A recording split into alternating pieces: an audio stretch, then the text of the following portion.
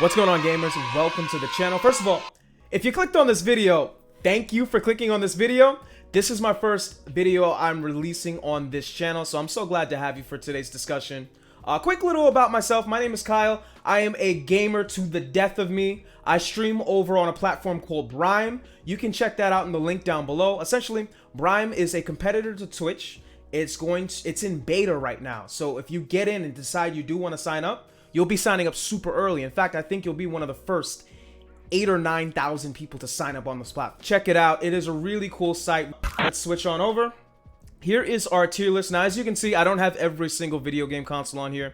And I also made a mistake as well. Instead of putting the Game Boy Advance, I put the PlayStation Vita twice. But I mean, Game Boy Advance, Game Boy, they're pretty comparable. We're just going to combine them into one category. I don't think that'll be a big deal. And Vita, you'll see where I put Vita anyway. Okay, so let's first get started. Here are our tiers. We got the too old / boomer tier. These are consoles that I have never played personally, and never had a desire to play. I mean, there's only one console in this category. We can just put that right in there. It's the Atari 2600. I mean, people that are a little older watching this video might be a little mad. I'm just being honest. This tier list is all about honesty, and I got no desire to play this thing. Although I do want to speedrun that ET game just because it was so bad. So, too old / boomer tier. We got the trash tier. We got mid tier, which is meh. We got the iconic tier. And we got the GOAT tier, greatest consoles of all time. Let's start off with trash. Worst to first. We're going to go these two bad boys, since I have them twice. This bad boy right here. We are going to go this. We're going to go with this, and we're going to go with this. Actually, we should swap the order. We're going to make it best to first, so let's just do that really quick. All right. PSP, I mean, the PSP consoles literally had nothing on them. I've owned them both. And, you know, pretty much every console here I've owned and played and had experience with, so I think I'm a pretty good judge. PSPs, they literally had nothing on them. I found them personally to be more useful for their utility rather than the actual games that they had as a gaming console. I would put a lot of homebrew on my PlayStation / PS Vita. I would do a lot of like videos and stuff like that, and that was really cool, really useful for the time. You know, not a lot of devices did what the Vita can do as far as putting things on, media on. Yeah, we never really played any games, and if we did, they were on the emulators we used to upload. So gotta put this in the trash tier. Up next, we got the Xbox One. So the Xbox One was literally the PlayStation 4, but without all of Sony's like high quality exclusives. This console was trash. Let's just be honest with ourselves. I literally only bought it for Cuphead, and to this day, it's the only game I have on the console. Pretty sad. Up next, we got the Nintendo DS. It had basically N64 power graphics in 2007. It did have better games than the PSP, but it was ultimately shown up by the graphical capabilities of the PlayStation Portable. And it also had this stigma of being a children's toy rather than being a legit game console. So, you know, that's something we consider too. And the only reason why I put it higher than the Xbox One is because Pokemon Diamond's music was sick. That's not even a lie. Anyway, so we got the Dreamcast. Now, this one is hard. This one is hard for me. When I first did this list, I had this all the way up in iconic. But, you know, being honest, you gotta put this in trash tier. Being one of my favorite consoles of all time, it has MVC2, it has Soul Calibur, Crazy Taxi, Sonic Adventure, House of the Dead. It was so good, but so bad at the same time. There were a lot of dud games on this console, and there wasn't a huge library. I mean, the games that I did name, all of them were great, but those are pretty much more or less all of the great games that were on the console. The rest were just trash and totally forgettable. Up next, we got the Wii U. So Wii U low-key had some bangers. It had Mario Maker. It had Mario Kart 8. It had the Smash game for the Wii U, which was really good. And I feel like people shit on the Wii U a lot. Rightly so, but it was better than people remember. You know, comparatively to everything else on this list, it was a pretty ass console. Everything else that I didn't name was pretty much trash, and the gimmick of the console of having the screen wasn't properly utilized, although it was the predecessor to what would eventually be the Nintendo Switch. Final console of the trash tier, we have the Game Boy. So, the only plus I have about the Game Boy was the Pokemon franchise was released, which became the biggest franchise, one of the biggest franchises in gaming. Other than that, the Game Boy itself did have an iconic library, and I'm including Game Boy and Game Boy Advance, but overall the games were pretty not the best. You can't go back today and play most of the games on the Game Boy Advance without being totally bored, and that's just because they were very limited by being a portable platform back when they were released. Next, we have the meh tier. So meh tier. First things first, we are gonna start with this bad boy. We're gonna go with this. We're gonna go with this. PlayStation 1 is in last place in the meh mid tier. Plus, for the PlayStation 1, it had a huge library and had a huge part in establishing many key franchises for Sony and in gaming overall. Games like Final Fantasy, Crash, Tekken, Metal Gear, they all started on the PlayStation 1. Also had a huge library of weird and interesting games that were not afraid to take a huge risk and just be weird. Like, I love those type of games, and I love that back in the day we used to be able to go to a GameStop or any random store and just pick up a weird game for $10 and have a good time for a night, have a good time for a week. It was a really cool time in gaming. Unfortunately, that time has passed because developing games costs so much damn money. Yeah, PlayStation, it's just kind of a console. Most of the games in the library of the PlayStation, they're unplayable to today's standards.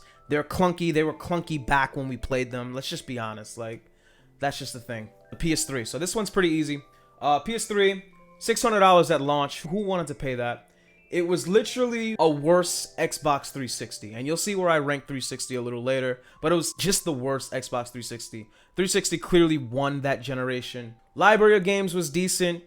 PlayStation Network was straight trash. And although it was free, it was always in the shadow of Xbox Live because of how good Xbox Live was and the features that it had. So, amazing library.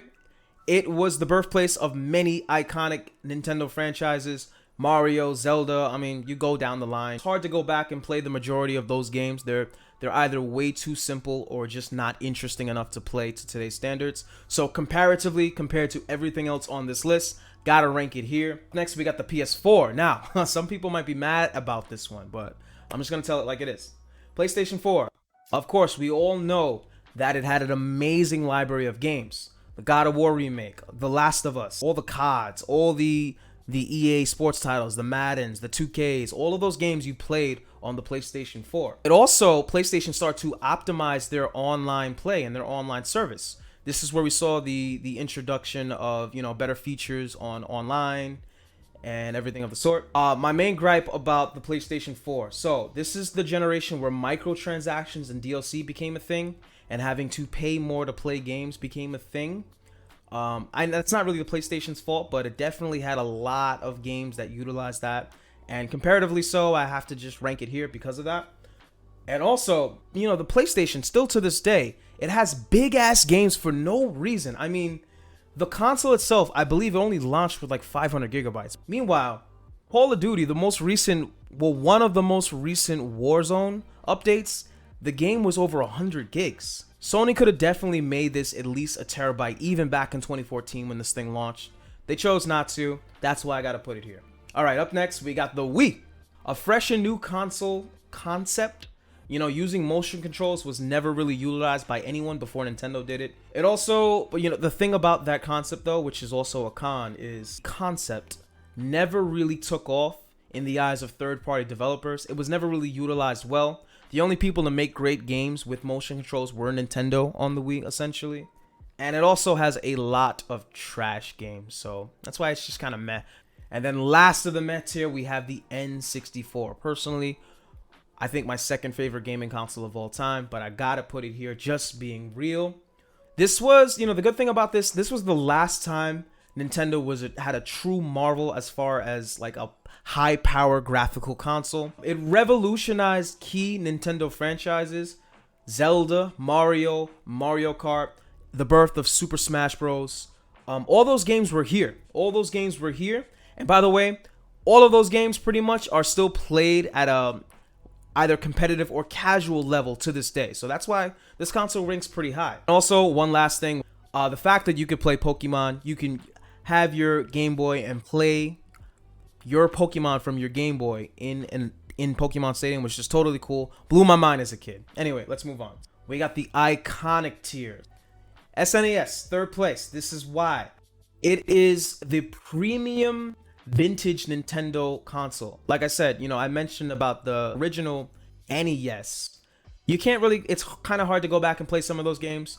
Well, you can go back and play SNES games. They are great. In fact, Nintendo launched a mini console. That's how great some of the games are. It came with 30 of the best games, and they're still fun to play to this day. It continued to build on the franchises that the NES introduced.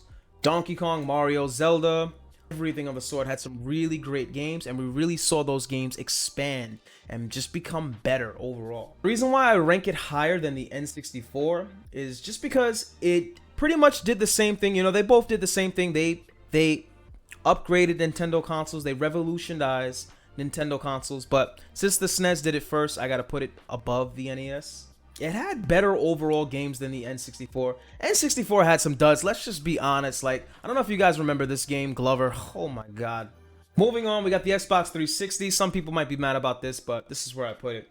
Xbox 360 revolutionized online play, revolutionized lobbies, friendless, everything of the sort. I still have memories to this day of just chilling in Xbox lobbies, talking to my boys, playing COD, playing Madden, playing 2K, whatever. It's one of the longest lasting consoles on this list. It was out for a whole 7 years, and it was like actually legit played all throughout those 7 years. In fact, I still know people that play games occasionally on their Xbox 360 because of some of the Xbox Live titles that are on there. So yeah, definitely has good playability.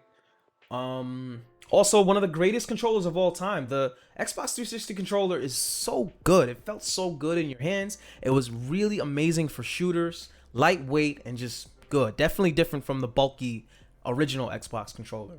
All right, the only gripe I have about the Xbox 360, and the reason why I can't rank it higher, is because the best games were literally only shooters and GTA.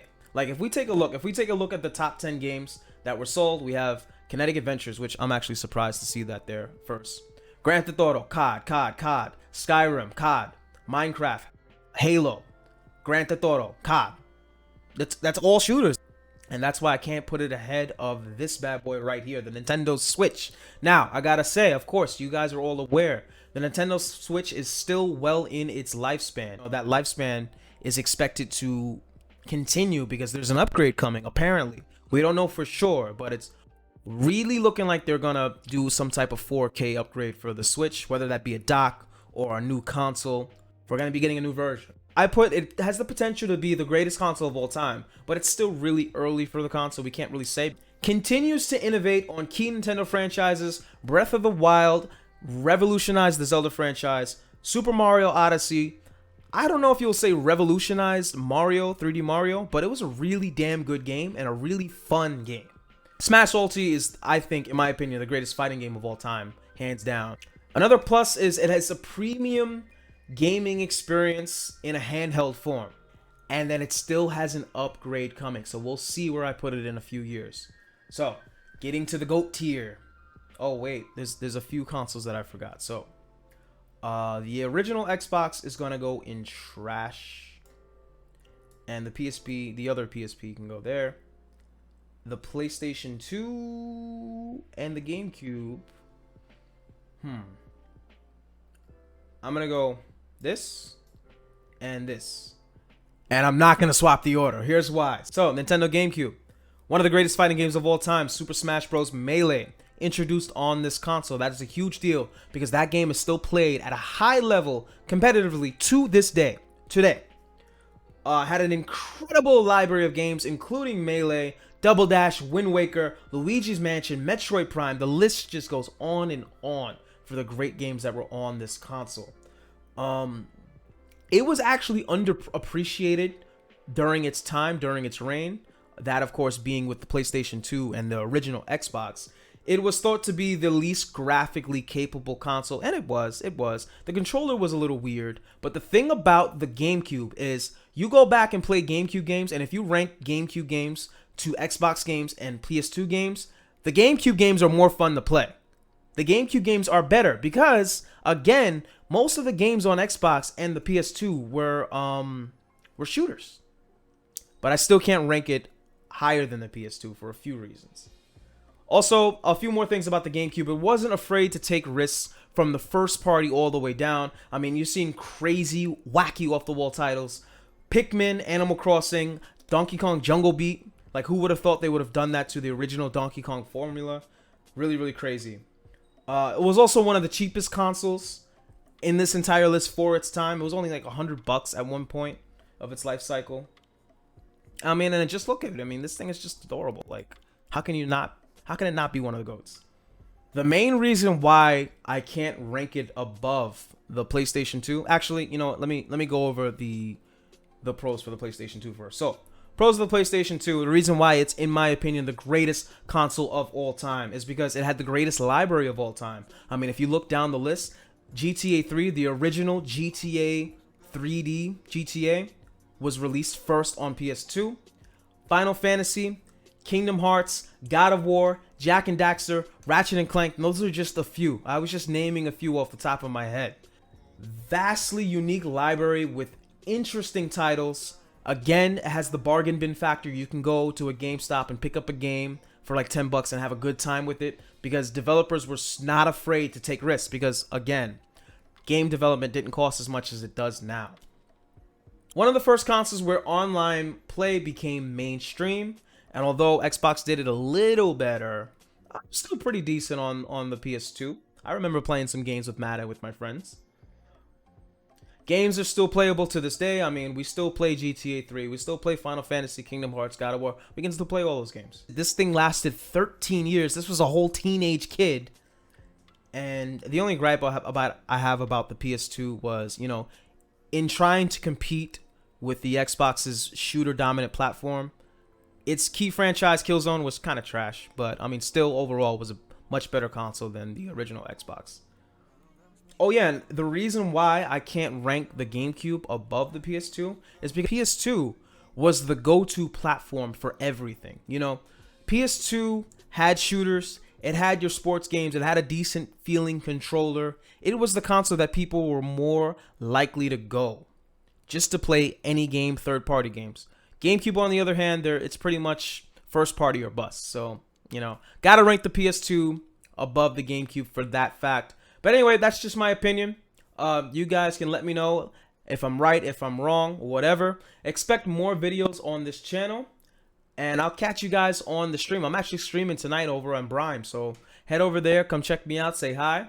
And I'll see you guys. Thank you for watching. Peace.